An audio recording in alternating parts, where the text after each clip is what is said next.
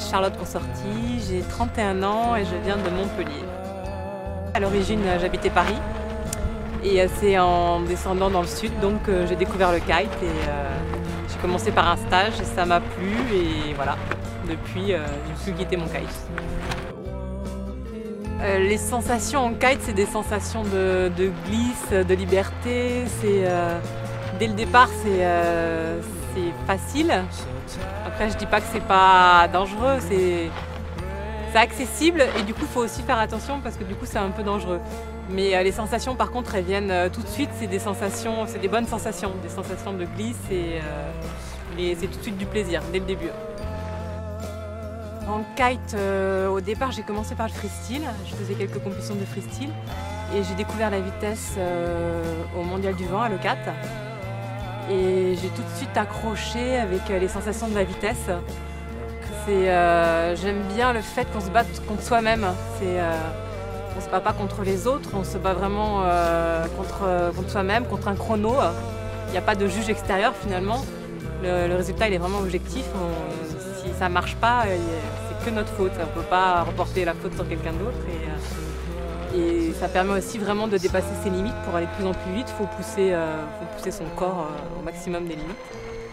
Et les sensations aussi pendant le run de vitesse, c'est des sensations, il y a d'adrénaline de vitesse comme dans tous les autres sports, que ce soit en snow ou même en voiture en vitesse. C'est des sensations assez agréables.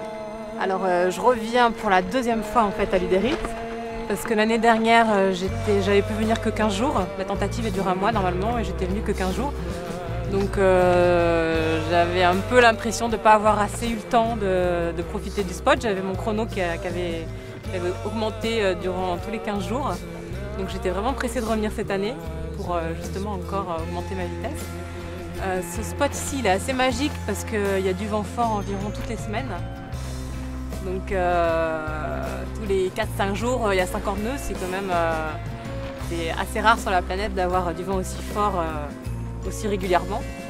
Et le spot en lui-même, les paysages autour, le désert, c'est magique, c'est vraiment on a une sensation d'être dans un autre univers. Et voilà, donc chaque année le run change. C'est ça qui est un peu difficile, c'est trouver la trajectoire sur le run à chaque fois. Cette année, Seb nous a construit un canal, donc c'est encore une nouvelle aventure. C'est pas évident de trouver ses marques, mais voilà, on va de plus en plus vite et c'est ça qui est assez grisant. Alors mon objectif cette année, forcément, c'est d'aller plus vite que l'an dernier, donc de battre mon propre record. C'est toujours l'objectif numéro 1, d'aller de plus en plus vite. Après, mon record il est à 44,74 et le record du monde féminin il est à 45,20. Donc forcément, c'est aussi mon deuxième objectif de battre ce record-là de 45,20 parce qu'il est proche. Donc c'est un but, oui. J'aimerais bien, je me suis fixé comme objectif d'arriver à 46 nœuds. Alors cette expérience, c'est vrai que c'est une expérience assez dure quand même de partir un mois comme ça dans une ville au bout du désert où il n'y a rien à plus de je sais pas combien de kilomètres. On a un peu l'impression d'être perdu au bout du monde. Donc psychologiquement déjà c'est dur. Ensuite il y a le côté physique aussi qui est dur d'emmagasiner 3-4 jours de vent très très fort. Physiquement c'est assez dur. Bon, heureusement après on a quelques jours pour récupérer. Donc c'est une expérience vraiment intéressante, on apprend beaucoup à gérer psychologiquement et physiquement.